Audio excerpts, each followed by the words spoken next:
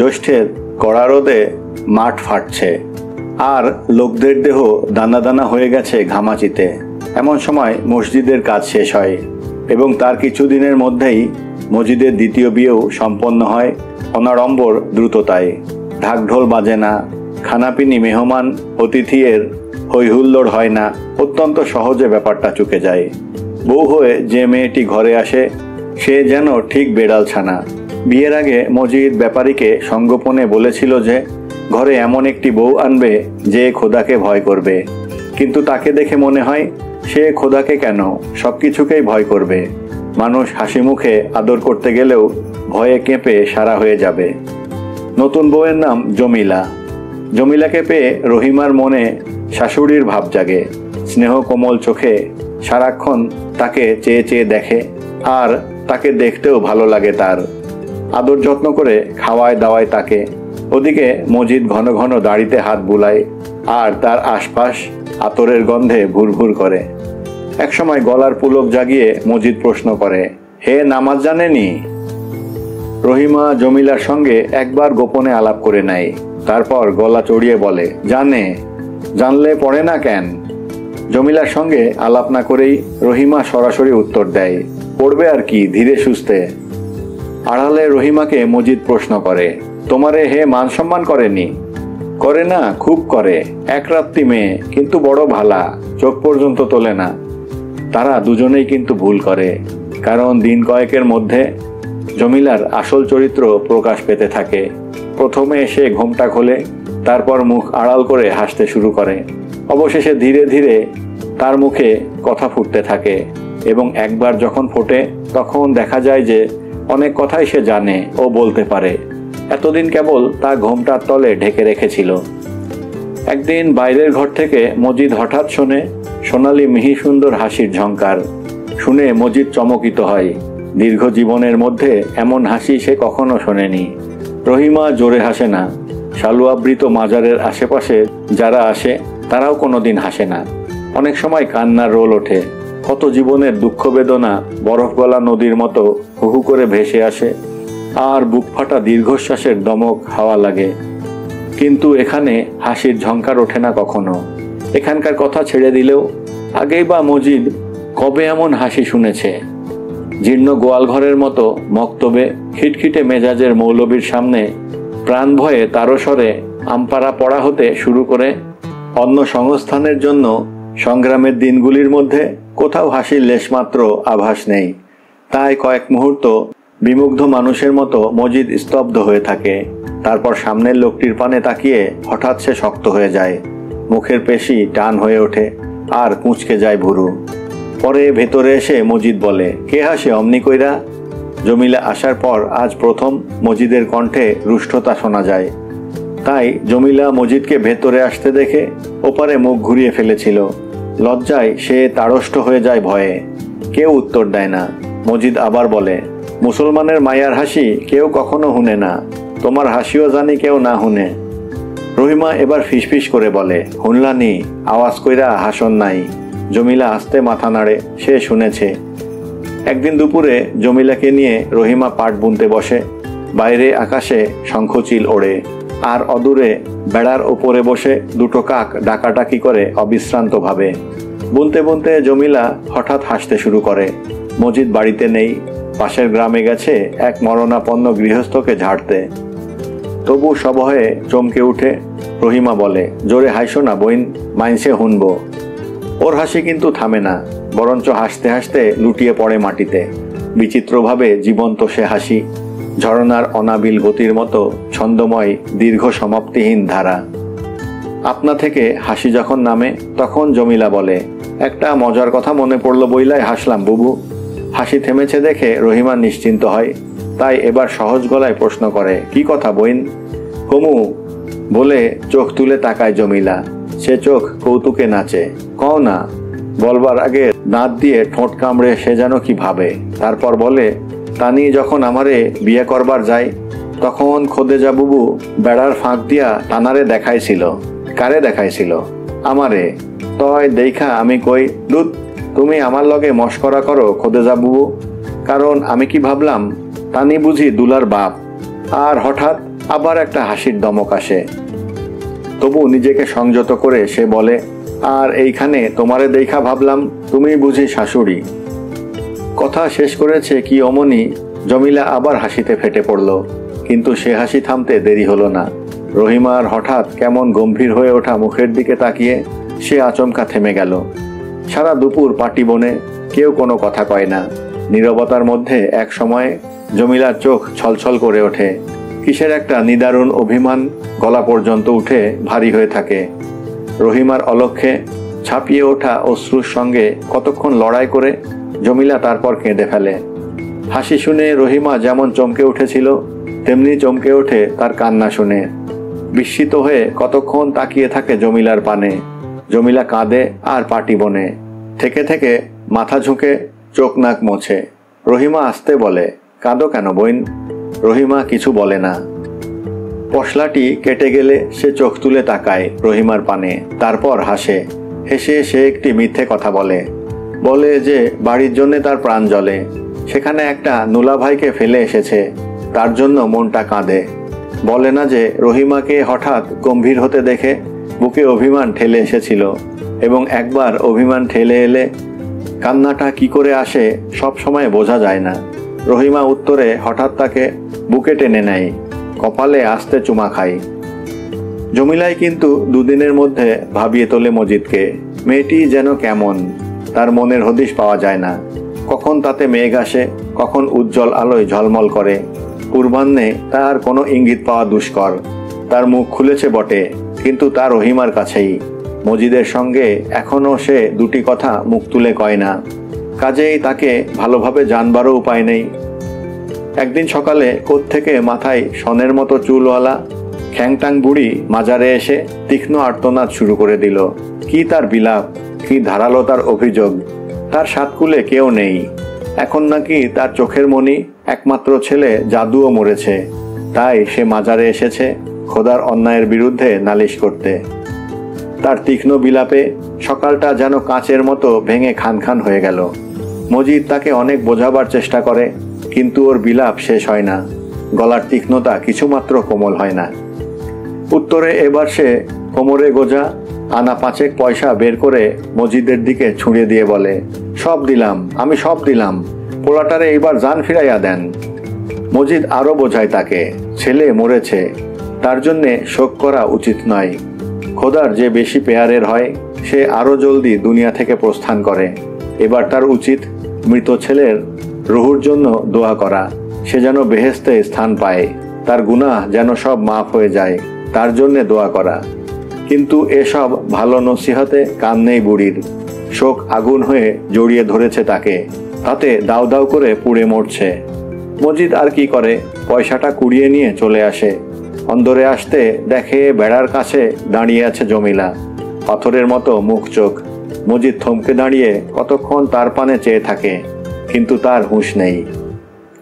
সেই থেকে মেয়েটির কি যেন হয়ে গেল। দুপুরের আগে মজিদকে নিকটে কোনো এক স্থানে যেতে হয়েছিল। ফিরে এসে দেখে দরজার চৌকাঠে হেলান দিয়ে গালে হাত চেপে জমিলা মূর্তির মতো বসে আছে। ঝুরে আসা চোখে আশপাশের দিশা নেই। রহিমা বদনা করে পানি আনে, খড়ম জোড়া রাখে পায়ের কাছে। মুখ ধুতে ধুতে সজোরে গলা সাফ করে মজিদ। তারপর আবার আর চোখে চেয়ে দেখে জমিলাকে। জমিলা নড়াচড়া নেই। তার চোখ যেন পৃথিবীর দুঃখ বেদনার অর্থহীনতায় হারিয়ে গেছে। খাওয়া দাওয়া শেষ হলে মজিদ দরজার কাছাকাছি একটা পিঁড়িতে এসে বসে।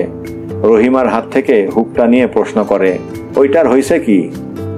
রহিমা একবার তাকায় জমিলার পানে, তারপর আঁচল দিয়ে গালের ঘাম মুছে আসতে বলে, মন খারাপ করছে। ঘন ঘন বার কয়েক হুকায় টান দিয়ে মজিদ আবার প্রশ্ন করে, কিন্তু কেন খারাপ করছে? রহিমা সে কথার জবাব দেয় না। হঠাৎ জমিলার দিকে তাকিয়ে ধমকে ওঠে, ওঠ সেমড়ি, চৌকাঠে ওই রকম কইরা বসে না। মজিদ হুকা টানে আর নীলাভ ধোয়ার হালকা পর্দা ভেদ করে তাকায় জমিলার পানে। জমিলা যখন নড়বার কোনো লক্ষণ দেখায় না, তখন মজিদের মাথায় ধীরে ধীরে একটা চিনচিনে রাগ চড়তে থাকে। মন খারাপ হয়েছে? সে যদি হতো নানা রকম দায়িত্ব ও জ্বালা যন্ত্রণার মধ্যে দিয়ে দিন কাটানো মস্ত সংসারের কর্ত্রী, তবে না হয় বুঝতো মন খারাপের অর্থ। কিন্তু বিবাহিতা এক রত্তি মেয়ের আবার ওটা কি ঢং? তাছাড়া মানুষের মন খারাপ হয় এবং তাই নিয়ে ঘর সংসারের কাজ করে, কথা কয়, হাঁটে, চলে। জমিলা যেন ঠাটা পড়া মানুষের মতো হয়ে গেছে। হঠাৎ মজিদ গর্জন করে ওঠে, বলে, আমার দরজার ঠিক উঠবার কওতারে। ও কি ঘরে বালা আনবার চাই নাকি আমার সংসার উচ্ছনে যাক, মড়ক লাগুক ঘরে। গর্জন শুনে রহিমার বুক পর্যন্ত কেঁপে ওঠে। জমিলাও এবার নড়ে। হঠাৎ মুখ ফিরিয়ে কেমন অবসন্ন দৃষ্টিতে তাকায় এদিকে। তারপর হঠাৎ উঠে সিঁড়ি দিয়ে নেমে গোয়াল ঘরের দিকে চলে যায়। সে রাতে দূরে ডোমপাড়ায় কিসের উৎসব। সেই সন্ধ্যা থেকে একটানা ভোঁতা উত্তেজনায় ঢোলক বেজে চলেছে। বিছানায় শুয়ে জমিলা এমন আলগাছে নিঃশব্দ হয়ে থাকে যেন সে বিচিত্র ঢোলকের আওয়াজ শোনে কান পেতে। মজিদও অনেকক্ষণ নিঃশব্দ হয়ে পড়ে থাকে। একবার ভাবে তাকে জিজ্ঞাসা করে কি হয়েছে তার, কিন্তু একটা কুলকিনারাহীন অর্থই প্রশ্নের মধ্যে নিমজ্জিত মনের আভাস পেয়ে মজিদের ভেতরটা এখনো খিটখিটে হয়ে আছে। প্রশ্ন করলে কি একটা অতলতার প্রমাণ পাবে এই ভয় মনে। মাজারের সান্নিধ্যে বসবাস করার ফলে মজিদ এই দীর্ঘ এক যুগকাল সময়ের মধ্যে বহু ভগ্ন, নির্মমভাবে আঘাত পাওয়া হৃদয়ের পরিচয় পেয়েছে। তাই আজ সকালে ওই সাতকুল খাওয়া সনের মতো চুল মাথায় বুড়িটার ছুরির মতো ধারালো তীক্ষ্ণ বিলাপ মজিদের মনকে বিন্দুমাত্র বিচলিত করতে পারেনি। কিন্তু সে বিলাপ শোনার পর থেকেই জমিলা যেন কেমন হয়ে গেছে। কেন? মনে মনে ক্রোধে বিড়বিড় করে মজিদ বলে, যেন তার ভাতার মরছে। ডোমপাড়ায় অবিশ্রান্ত ঢোলক বেজে চলে। পৃথিবীর মাটিতে অন্ধকারের তলানি গাঢ় হতে গাঢ়তর হয়। মজিদের ঘুম আসে না। ঘুমের আগে জমিলার গায়ে পিঠে হাত বুলিয়ে খানিক আদর করা প্রায় তার অভ্যাস হয়ে দাঁড়ালেও আজ তার দিকে তাকায় না পর্যন্ত। হয়তো এই মুহূর্তে দুনিয়ার নির্মমতার মধ্যে হঠাৎ নিঃসঙ্গ হয়ে ওঠা জমিলার অন্তর একটু আদরের জন্য, একটু স্নেহ কোমলতা সান্ত্বনার জন্য বা মিষ্টি মধুর আশার কথা শোনার জন্য খাঁ খাঁ করে। কিন্তু মজিদের আজ আবদার শুকিয়ে গেছে। তার সে শুষ্ক হৃদয় ঢোলকের একটানা আওয়াজের নিরন্তর খোঁচায় ধিকি ধিকি করে জ্বলে। মনের অন্ধকারে স্ফুলিঙ্গের ছটা জাগে। সে ভাবে নেশার লোভে কাকে সে ঘরে আনলো, যার কচি কোমল লতার মতো হালকা দেহ দেখে আর এক ফালি চাঁদের মতো ছোট মুখ দেখে তার এত ভালো লেগেছিল। তার একই পরিচয় পাচ্ছে ধীরে ধীরে। তারপর কখন মজিদ ঘুমিয়ে পড়েছিল। মধ্যরাতে ঢোলকের আওয়াজ থামলে হঠাৎ নিরবচ্ছিন্ন নীরবতা ভারী হয়ে এলো। তারই ভারীত্বে হয়তো চিন্তাক্ষত মজিদের অস্পষ্ট ঘুম ছুটে গেল। ঘুম ভাঙতেই তার একবার আল্লাহু আকবার বলার অভ্যাস। তাই অভ্যাসবশত শব্দ দুটো উচ্চারণ করে পাশে ফিরে তাকিয়ে দেখে জমিলা নেই। কয়েক মুহূর্ত সে কিছু বুঝল না। তারপর ধাঁ করে উঠে বসল। তারপর নিজেকে অপেক্ষাকৃত সংযত করে অকম্পিত হাতে দেশলাই জ্বালিয়ে কুপিটা ধরালো। পাশের বারান্দার মতো ঘরটায় রহিমা সই। সেখানেই রহিমার প্রশস্ত বুকে মুখ গুজে জমিলা অঘরে ঘুমোচ্ছে। কুপিটার লালচে আলো মুখে পড়তেই তার ঠোঁটটা একটু নড়ে উঠল, যেন মাই খেতে খেতে ভুল থেমে গিয়েছিল। আলো দেখে হঠাৎ স্মরণ হলো সে কথা। পরদিন জমিলার মুখের অন্ধকারটা কেটে যায়, কিন্তু মজিদের কাটে না। সে সারাদিন ভাবে। রাতে রহিমা যখন গোয়াল ঘরে গামলাতে হাত ডুবিয়ে নুন পানি মেশানো ভুসি গোলায়, তখন বাইরের ঘর থেকে ফিরবার মুখে মজিদ সেখানে এসে দাঁড়ায়। রহিমার মুখ ঘামে চকচক করে আর ভন ভন করে মশায় কাটে তার সারা দেহ। পায়ের আওয়াজে চমকে উঠে রহিমা দেখে মজিদ। তারপর আবার মুখ নিচু করে ভুসি গোলায়। মজিদ একবার কাশে, তারপর বলে, জমিলা কই? ঘুমাইছে বোধ হয়। জমিলার সন্ধ্যা হতে না হতেই ঘুমোবার অভ্যাস। মজিদ বলা কওয়াতে সে নামাজ পড়তে শুরু করেছে, কিন্তু প্রায়ই এশার নামাজ পড়া তার হয়ে ওঠে না এই নিদারুণ ঘুমের জন্য। নামাজ তো দূরের কথা, খাওয়াই হয়ে ওঠে না। যে রাতে অভুক্ত থাকে তার পরদিন অতি ভোরে উঠে ঢাকা ঢোকা যা বাসি খাবার পায় তাই খায় গড়গড় করে। মজিদ এবার চাপা গলায় গর্জে ওঠে, ঘুমাইছে? তুমি কাম করবা হে লাল বিবির মতো খাটে চইড়া ঘুমাইব বুঝি? কেন এত কেন? থেমে আবার বলে, নামাজ পড়ছেনি? নামাজ সে আজ পড়েছে। মাগরিবের নামাজের পরেই ভুলতে শুরু করেছিল, তবু টান হয়ে বসেছিল আধ ঘন্টার মতো। তারপর কোনো প্রকারে এশার নামাজ সেরেই সোজা বিছানায় গিয়ে ঘুম দিয়েছে। কিন্তু তখন রহিমা পেছনে ছাপড়া দেওয়া ঘরটিতে বসে রান্না করছিল। বলে, কি জানি, বোধহয় পড়েছে। বোধহয় জানি না, খোদার কামে ওইসব ফাইজলামি চলে না। যাও গিয়া তারে ঘুম থিকা তুলো, তারপর নামাজ পড়বার কও। রহিমা নিরুত্তরে ভুসি গোলানো শেষ করে। গাইটা নাসারন্ধ ডুবিয়ে শোঁ শোঁ আওয়াজ করে ভুসি খেতে শুরু করে। কুপির আলোয় চকচক করে তার মস্ত কালো চোখ জোড়া। সে চোখের পানে কয়েক মুহূর্ত তাকিয়ে থেকে রহিমা ঘর থেকে বেরিয়ে যায়। পেছনে পেছনে যায় মজিদ। হাত ধুয়ে এসে ঠান্ডা সে হাত দিয়ে জমিলার দেহ স্পর্শ করে রহিমা। যখন ধীরে ধীরে ডাকে, তখনও মজিদ পেছনে দাঁড়িয়ে থাকে। একটা অধীরতায় তার চোখ চকচক করে। কিন্তু সে অধীর হলে কি হবে? জমিলার ঘুম কাঠের মতো, সে ঘুম ভাঙে না। রহিমার গলা চড়ে, ধাক্কানি জোরালো হয়, কিন্তু সে যেন মরে আছে। এই সময় এক কাণ্ড করে মজিদ। হঠাৎ এগিয়ে এসে এক হাত দিয়ে রহিমাকে সরিয়ে এক টানে জমিলাকে উঠিয়ে বসিয়ে দেয়। তার শক্ত মুঠির পেছনে মেয়েটির কাজার কচি হাড় হয়তো মড়মড় করে ওঠে। আচমকা ঘুম থেকে জেগে উঠে ডাকাত পড়েছে ভেবে জমিলার চোখ ভীতবিহ্বল হয়ে ওঠে প্রথমে, কিন্তু ক্রমশ শ্রবণ শক্তি পরিষ্কার হতে থাকে এবং সঙ্গে সঙ্গে মজিদের রুষ্ট কথাগুলোর অর্থও পরিষ্কার হতে থাকে। কেন তাকে উঠিয়েছে সে কথা এখন বুঝলেও রহিমা বসেই থাকে, ওঠার নামটি করে না। সে ল্যাট মেরে বসেই থাকে। হঠাৎ তার মনে বিদ্রোহ জেগেছে। সে উঠবেও না, কিছু বলবেও না, কোনো কথাই সে বলে না। নামাজ যে পড়েছে এ কথাও না। ক্ষণকালের জন্য মজিদ বুঝতে পারে না কি করবে। মহব্বতনগরে তার দীর্ঘ রাজত্বকালে আপন হোক পর হোক কেউ তার হুকুম এমনভাবে অমান্য করেনি কোনোদিন। আজ তার ঘরের একরত্তি বউ, যাকে সে সেদিন মাত্র ঘরে এনেছে একটু নেশার ঝোঁক জেগেছিল বলে, সে কিনা তার কথায় কান না দিয়ে অমন নির্বিকারভাবে বসে আছে। সত্যি সে হতবুদ্ধি হয়ে যায়। অন্তরে যে ক্রোধ দাউ দাউ করে জ্বলে ওঠে, সে ক্রোধ ফেটে পড়বার পথ না পেয়ে অন্ধ সাপের মতো ঘুরতে থাকে, ফুঁসতে থাকে। তার চেহারা দেখে রহিমার বুক কেঁপে ওঠে ভয়ে। দীর্ঘ 12 বছরের মধ্যে স্বামীকে সে অনেকবার রাগতে দেখেছে, কিন্তু তার এমন চেহারা সে কখনো দেখেনি। কারণ সচরাচর সে যখন রাগে তখন তার রাগান্বিত মুখে কেমন একটা সমবেদনার, সমাজ ও ধর্ম সংস্কারের সদিচ্ছার কোমল আভা ছড়িয়ে থাকে। আজ সেখানে নির্ভেজাল নিষ্ঠুর হিংস্রতা। ভীতকণ্ঠে রহিমা বলে, ওঠো বইন ওঠো, বহুত হইছে। নামাজ লইয়া কি রাগ করা যায়? রাগ? কিসের রাগ? মজিদ আবার গর্জে ওঠে। এই বাড়িতে আহিলাদের জায়গা নাই। এই বাড়ি তার বাপের বাড়ি না। তবু জমিলা ঠায় বসে থাকে, সে যেন মূর্তি। অবশেষে আগ্নেয়গিরির মুখে ছিপি দিয়ে মজিদ সরে যায়। আসলে সে বুঝতে পারে না এরপর কি করবে।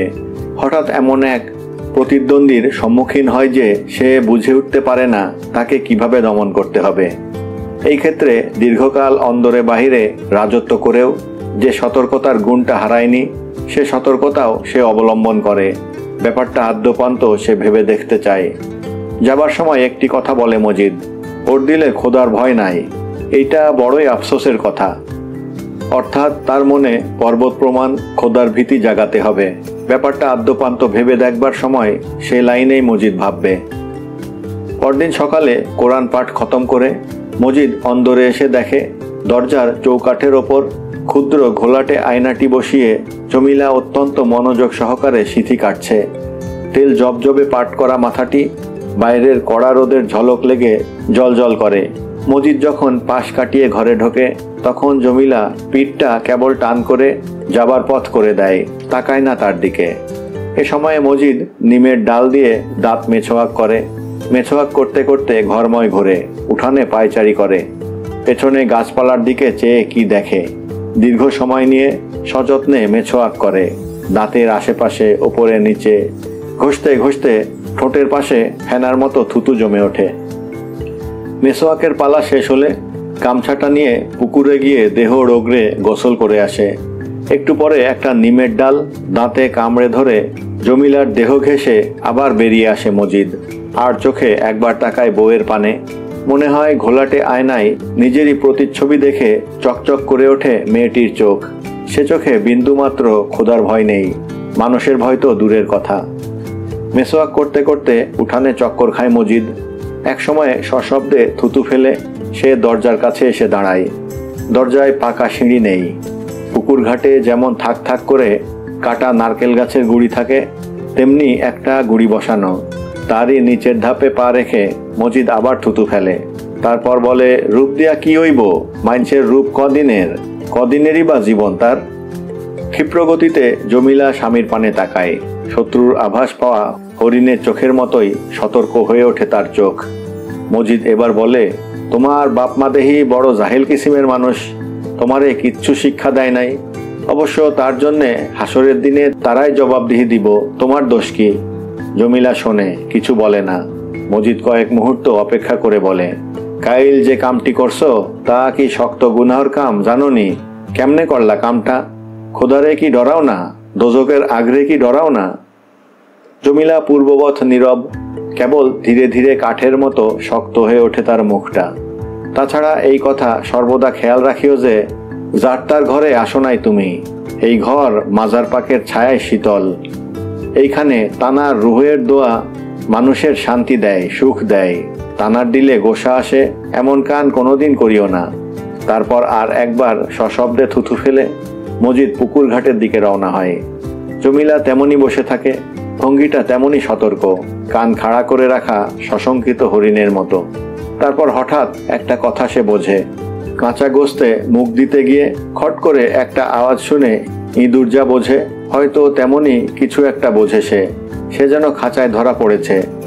তারপর এক অদ্ভুত কাণ্ড ঘটে। ধপ করে জমিলার চোখ জ্বলে ওঠে। সঙ্গে সঙ্গে তার ঠোঁট কেঁপে ওঠে, নাসারন্ধ বিস্ফারিত হয়। দাউ দাউ করা শিখার মতো সে দীর্ঘ হয়ে ওঠে। কিন্তু পর মুহূর্তেই শান্ত হয়ে অধিকতর মনোযোগ সহকারে জমিলা স্মৃতি কাটতে থাকে। সেদিন বাদমগরের শিরনি চড়ানো হবে। যেদিন শিরনি চড়ানো হবে বলে মজিদ ঘোষণা করে, সেদিন সকাল থেকে লোকেরা চাল ডাল মশলা পাঠাতে শুরু করে। সে চাল ডাল মজিদ শুয়ে দিলে রহিমা তা দিয়ে খিচুড়ি রাঁধে। অন্দরের উঠানে সেদিন কাটা চুলায় ব্যাপারীর বড় বড় ডেকচিতে রান্নাবান্না হতে থাকে। ওদিকে বাইরে জিকির হয়, জিকিরের পর খাওয়া দাওয়া। মজিদ পুকুর ঘাট থেকে ফিরে এলে প্রথম চাল ডাল মশলা এলো ব্যাপারীর বাড়ি থেকে, সেই শুরু। তারপর এক সের আধ সের করে নানা বাড়ি থেকে তেমনি চাল ডাল মশলা আসতে থাকে। অপরাহ্নের দিকে অন্দরে উঠানে চুলা কাটা হলো। শীঘ্র সে চুলায় গনগন করে উঠবে আগুন। মাগরিবের পর লোকেরা এসে বাহিরা ঘরে জমতে লাগলো। কে একজন মোমবাতি এনেছে কটা, তাছাড়া আগরবাতিও এনেছে এক গোছা।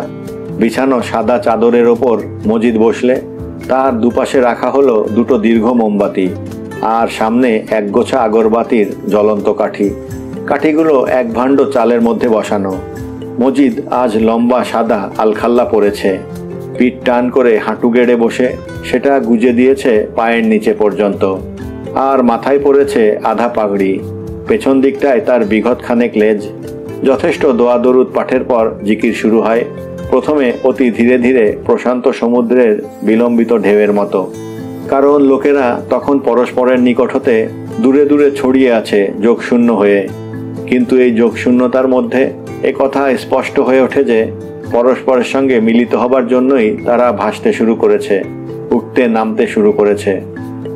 টিমেতে তাল ঢেউয়ের মতো ভাসতে ভাসতে তারা ক্রমশ এগিয়ে আসতে থাকে পরস্পরের সন্নিকটে।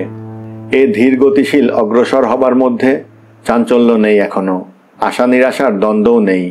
খোদার অস্তিত্বের মতো তাদের লক্ষ্যের অবস্থান সম্পর্কে একটা নিরুদ্বিগ্ন বিশ্বাস। সন্ধ্যাটি হাওয়াশূন্য। মোমবাতির শিখা স্থির ও নিষ্কম্প।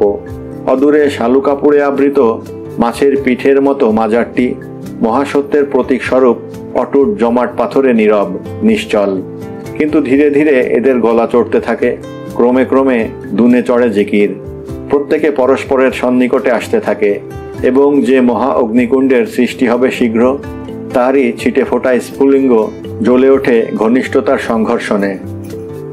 মজিদের চোখ ঝিমিয়ে আসে। সঙ্গে সঙ্গে বারবার দেহ ঝুঁকে আসে। মুখের কথা আধা বুকে বিঁধে যায়, আর তার অন্তর খনন গভীরতর হতে থাকে। ভেতর থেকে ক্রমশ বলকে বলকে একটা অস্পষ্ট বিচিত্র আওয়াজ বেরোয় শুধু। আর কতক্ষণ? পরস্পরের দাহ্য চেতনা এইবার মিলিত হবে করছে। একবার হলে মুহূর্তে সমস্ত কিছু মুছে নিশ্চিহ্ন হয়ে যাবে। দুনিয়ার মোহ আর ঘর বসতির মায়া মমতা জ্বলে ছারখার হয়ে যাবে। আওয়াজ বিচিত্রতর হতে থাকে, হু হু হু, আবার হু হু হু, আবার। অন্দরে উঠানে মজিদ নিজের হাতে যে শিরনি চড়িয়ে এসেছে তার তদারক করার ভার রহিমা জমিলার ওপর। চাঁদনি রাতে ঘন অন্ধকারের গায়ে বিরাট চুলা গনগন করে, আর কালো হাওয়া ভালো চালের মিহি মিষ্টি গন্ধে ভুরভুর করে। কাজের মধ্যে জমিলা উবু হয়ে বসে হাঁটুতে থুতনি রেখে বড় ডেকচিটাতে বলক ওঠা চেয়ে চেয়ে দেখে। সাহায্য করতে পাড়ার মেয়েরা যারা এসেছে তারা অশরীরীর মতো নিঃশব্দে ঘুরে ঘুরে কাজ করে, ধোয়া পাকলা করে, লাকড়ি ফাড়ে, কিন্তু কথা কয় না কেউ। বাইরে থেকে ঢেউ আসে জিকিরের, ডেকচিতে বলক আসা দেখে জমিলা, আর সে ঢেউয়ের গর্জন কান পেতে শোনে। সে ঢেউ যখন ক্রমশ একটা অবক্তব্য উত্তাল ঝড়ে পরিণত হয়, তখন এক সময়ে হঠাৎ কেমন বিচলিত হয়ে পড়ে জমিলা। সে ঢেউ তাকে আচম্বিতে এবং অত্যন্ত রূঢ়ভাবে আঘাত করে। তারপর আঘাতের পর আঘাত আসতে থাকে, একটা সামলিয়ে উঠতে না উঠতে আরেকটা। সে আর কত সহ্য করবে? বালুতীরে যুগ যুগ আঘাত পাওয়া শক্ত কঠিন পাথর তো সে নয়। হঠাৎ দিশেহারা হয়ে সে পিঠ সোজা করে বসে। তারপর বিভ্রান্ত দৃষ্টিতে এধার ওধার চেয়ে শেষে রহিমার পানে তাকায়। গনগনে আগুনের পাশে কেমন চওড়া দেখায় তাকে, কিন্তু কানের পাশে গোজা ঘোমটায় আবৃত মাথাটি নিশ্চল, চোখ তার বাষ্পের মতো ভাসে। পানিতে ডুবতে থাকা মানুষের মতো মুখ তুলে আবার শরীর দীর্ঘ করে জমিলা, ঠাঁই পায় না কোথাও। শেষে সে রহিমাকে ডাকে, বুবু। রহিমা শোনে কি শোনে না, সে ফিরে তাকায়ও না, উত্তরও দেয় না। এদিকে ঢেউয়ের পর আরো ঢেউ আসে, উত্তল তরঙ্গ ঢেউ, হু হু হু, আবার হু হু হু। দুনিয়া যেন নিঃশ্বাস রুদ্ধ করে আছে, আকাশে যেন তারা নেই। তারপর একটি চিৎকার ওঠে, সঙ্গে সঙ্গে বিস্ময়কর দ্রুততায় আসতে থাকা পর্বত প্রমাণ অজস্র ঢেউ ভেঙে ছত্রখান হয়ে যায়। মুহূর্তে কি যেন লণ্ডভণ্ড হয়ে যায়। মারাত্মক বন্যাকে যেন অবশেষে কারা রুখতে পারে না। এবার ভেসে যাবে জনমানব, ঘর বসতি, মানুষের আশা ভরসা। বিদ্যুৎ গতিতে জমিলা উঠে দাঁড়ায়, ক্ষীণদেহে বৃদ্ধ বৃক্ষের মতো কঠিনভাবে দাঁড়িয়ে সেই স্পষ্ট কণ্ঠে আবার ডাকে, বুবু। এবার রহিমা মুখ তুলে তাকায়। তার চওড়া দেহটি শান্ত দিনের নদীর মতো নিস্তরঙ্গ। চোখ ঝলমল করছে বটে, কিন্তু তাও শান্ত, স্পষ্ট। সে চোখের দিকে জমিলা তাকিয়ে থাকে কয়েক মুহূর্ত, কিন্তু অবশেষে কিছু বলে না। তারপর সে দ্রুত পায়ে হাঁটতে থাকে উঠান পেরিয়ে বাইরের দিকে। জিকির করতে করতে মজিদ অজ্ঞান হয়ে পড়েছে, এ হয়েই থাকে। তবু লোকেরা তাকে নিয়ে ব্যস্ত হয়ে পড়ে। কেউ হাওয়া করে, কেউ বুক ফাটা আওয়াজে হাহা করে আফসোস করে, কেউ বা এ হট্টগোলের সুযোগে মজিদের পদযুগল মত্ত চুম্বনে চুম্বনে সিক্ত করে দেয়। কেবল ক্ষয়ে আসা মোমবাতি দুটো তখনও নিষ্কম্প স্থিরতায় উজ্জ্বল হয়ে থাকে। হঠাৎ একটি লোকের নজর বাইরের দিকে যায়। কেন যায় কে জানে, কিন্তু বাইরে গাছতলার দিকে তাকিয়ে সে মুহূর্তে স্থির হয়ে যায়। কে ওখানে? আলিঝালি দেখা যায়, পাতলা একটি মেয়ে, মাথায় ঘোমটা নেই। সে আর দৃষ্টি ফেরায় না। তারপর একে একে অনেকেই দেখে, তবু মেয়েটা নড়ে না। অস্পষ্ট অন্ধকারে ঘোমটা শূন্য তার মুখটা ঢাকা চাঁদের মতো রহস্যময় মনে হয়। শীঘ্র মজিদের জ্ঞান হয়। ধীরে ধীরে সে উঠে বসে। তারপর চোখে অর্থহীন অবসাদ নিয়ে ঘুরে ঘুরে সবার দিকে তাকায়। একসময় সেও দেখে মেয়েটিকে। সে তাকায়, তারপর বিমূঢ় হয়ে যায়। বিমূঢ়তা কাটলে দপ করে জ্বলে ওঠে চোখ। অবশেষে কি করে যেন মজিদ সরল কণ্ঠে হাসে, সকল দিকে চেয়ে বলে, পাগলি ঝিটা। একটু থেমে আবার বলে, নতুন বিবির বাড়ির লোক, তার সঙ্গে আসছে।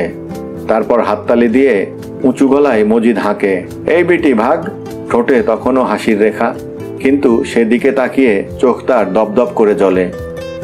হয়তো তার চোখের আগুনের হলকা লেগেই ঘোর ভাঙে জমিলার। হঠাৎ সে ভেতরের দিকে চলতে থাকে। তারপর শীঘ্র বেড়ার আড়ালে অদৃশ্য হয়ে যায়। আবার জিকির শুরু হয়, কিন্তু কোথায় যেন ভাঙন ধরেছে। জিকির আর জমে না। লোকেরা মাথা দোলায় বটে, কিন্তু তা থেকে তাদের দৃষ্টি বিদ্যুৎ ক্ষিপ্রতায় নিক্ষিপ্ত হয় গাছতলার দিকে। কাঙালের মতো তাদের দৃষ্টি কি যেন হাতড়ায়।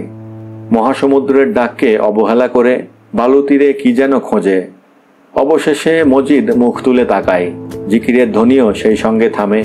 ক্ষয়িষ্ণু মোমবাতি দুটো নিষ্পলকভাবে জ্বলে, কিন্তু আগরবাতির কাঠিগুলো চালের মধ্যে কখন গুঁড়িয়ে ভস্ম হয়ে আছে।